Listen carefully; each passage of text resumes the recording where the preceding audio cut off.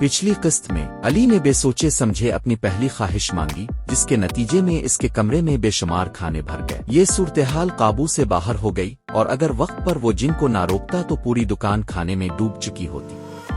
بابا کریم نے شور شرابہ سن کر دروازہ کھٹکھٹایا، مگر علی نے کسی طرح معاملہ سنبھال لیا۔ اب اسے سمجھ آ گیا تھا کہ وہ جو بھی خواہش کرے گا اسے بہت سوچ سمجھ کر کرنا ہوگا، لیکن علی کو ابھی ایک اور بڑا سبق سیکھنا باقی تھا۔ نیکی کا آغاز صبح کا وقت تھا۔ علی دکان پر جانے کے لیے نکلا تو راستے میں ایک بوڑھے فقیر کو بیٹھے دیکھا۔ وہ سردی سے کانپ رہا تھا، اس کا لباس پھٹا پرانا تھا اور وہ کمزوری سے بمشکل بول پا رہا تھا۔ بیٹا کچھ کھانے کو دے دو دن سے بھوکا ہوں، فقیر نے کمزور آواز میں کہا۔ علی کے دل کو جیسے دھچکا لگا۔ وہ جانتا تھا کہ اس کے پاس ایک جادوئی چراغ ہے جس کی مدد سے وہ فقیر کی مدد کر سکتا ہے، لیکن اس کے دل میں ایک اور سوال پیدا ہوا، کیا مجھے ہمیشہ اپنی ضرورتیں پوری کرنے کے لیے ہی چراغ کا استعمال کرنا چاہیے؟ کیا میں کسی اور کے لیے بھی اس کا فائدہ اٹھا سکتا ہوں؟ یہ سوچ کر علی نے چراغ کو آہستہ سے رگڑا۔ وہی نیلا دھواں اٹھا اور جن دھماکے کے ساتھ ظاہر ہوا۔ میرے آقا، آج کیا حکم ہے؟ جن نے کہا۔ علی نے فقیر کی طرف اشارہ کیا، اس بوڑھے آدمی کے لیے کھانے اور گرم کپڑوں کا بندوبست کرو۔ جن نے مسکرا کر اپنی انگلی چٹکائی اور اچانک فقیر کے سامنے ایک گرم چادر، تازہ کھانے کی پلیٹ اور پانی کا جگ آ گیا۔ فقیر حیرانی سے یہ سب دیکھنے لگا،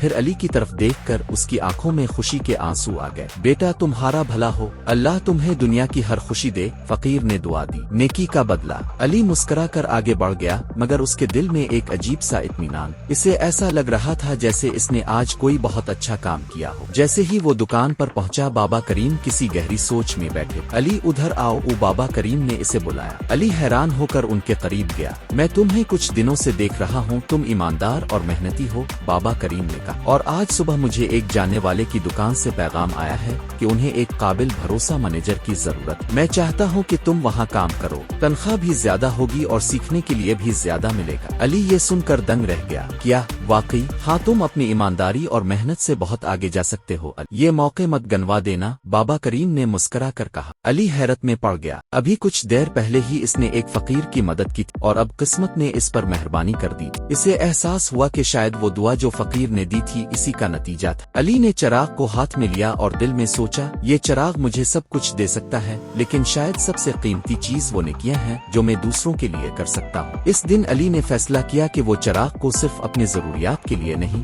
بلکہ دوسروں کی بھلائی کے لیے بھی استعمال کرے گا، کیونکہ جب تم کسی کی مدد کرتے ہو تو قدرت تمہیں اس سے 10 گنا زیادہ لوٹا دیتی ہے۔